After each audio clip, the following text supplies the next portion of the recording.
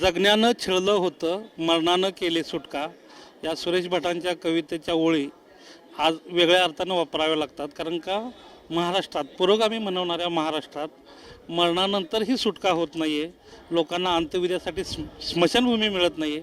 आणि हाच सगळा प्रश्न जो आहे विधान परिषदेचे भाजपचे आमदार अमित गोरके यांनी विधान परिषदेत मांडला आहे. आपण त्यांच्याशी बोलणार आहोत.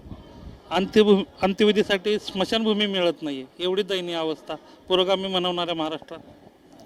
खरं तर छत्रपती शिवाजी महाराज, शाहू फुले आंबेडकरांच्या या पुरोगामी महाराष्ट्रात अशा प्रकारची दयनीय परिस्थिती अगदी महाराष्ट्राच्या जन्मापासून आहे आणि आजही ती धक्कादायक स्थिती मी ज्यावेळेस महाराष्ट्रभर या दलित समाजामध्ये फिरतो आणि अशा वेदना होतात, अनेक फोन येतात आणि म्हणूनच हा अत्यंत महत्त्वाचा व गंभीर प्रश्न मी या विधान परिषदेत मांडला.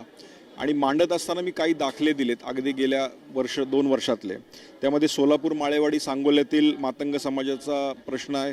23 ऑगस्टला रस्ता नसल्याने चिखलातून प्रेत नेलं गेलं आणि रस्ता दिला नाही म्हणून ग्रामपंचायतीसमोर ते जाळलं गेलं. जळगाव निपोणीचा बौद्ध समाजाचा 15 सप्टेंबर 2022चा सार्वजनिक स्मशानभूमीत दलित महिलेला त्या ठिकाणी अंत्यविधीला मज्जाव करण्यात आला आणि म्हणून मग पोलिसात गुन्हा दाखल झाला. असे अंबेजोगाई, बीड, लातूर, पालघर, छत्रपती संभाजीनगर, अहिल्यानगर असे अनेक विषय ह्या महाराष्ट्रात घडत असताना खऱ्या अर्थानं याच्यावर ठाम भूमिका आणि चांगलं धोरण असावं म्हणून हा प्रश्न मांडला गेला.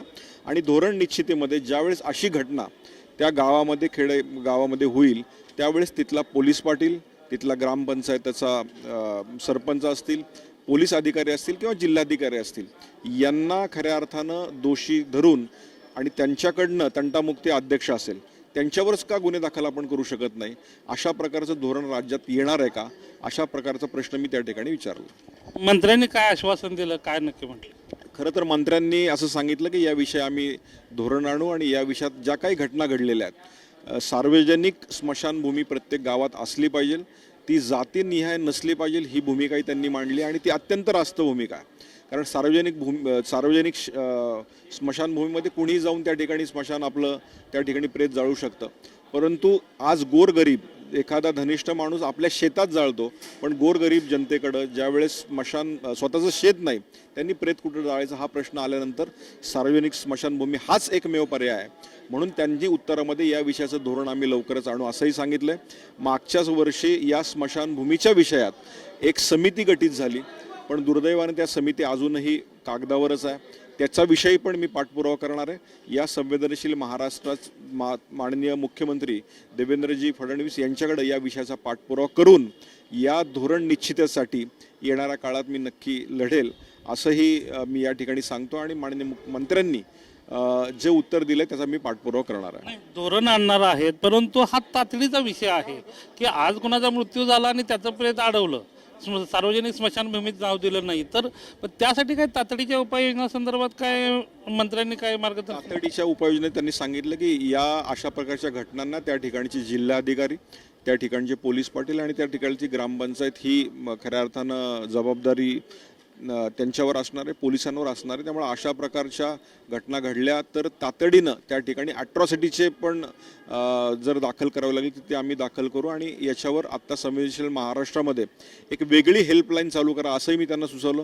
त्याच्यावरही त्यांनी सांगितलं की अशा घटना घडल्या तर तातडीनं 2 तासात कशी मदत मिळेल याविषयी त्यांनी त्या ठिकाणी भाष्य केलं. मुख्यमंत्र्यांचे निकटवर्तीय म्हणून अशी एक तुमची ओळख आहे.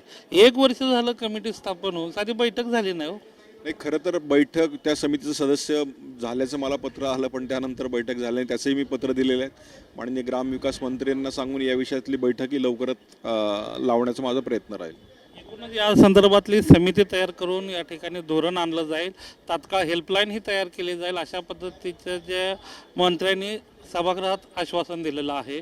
परंतु प्रश्न हाच उरतो की मेल्यानंतर सार्वजनिक ठिकाणी किमान अंत्यविधी करण्यासाठी तरी जागा द्यावी, एवढी माफक अपेक्षा मागासवर्गीय समाजातून होते आणि त्यासाठीही काही समाजकंटक जे आहेत ते विरोध करताना पाहायला मिळतात. सागर पाटीलसह गोविंद तुपे, G24 तास, मुंबई.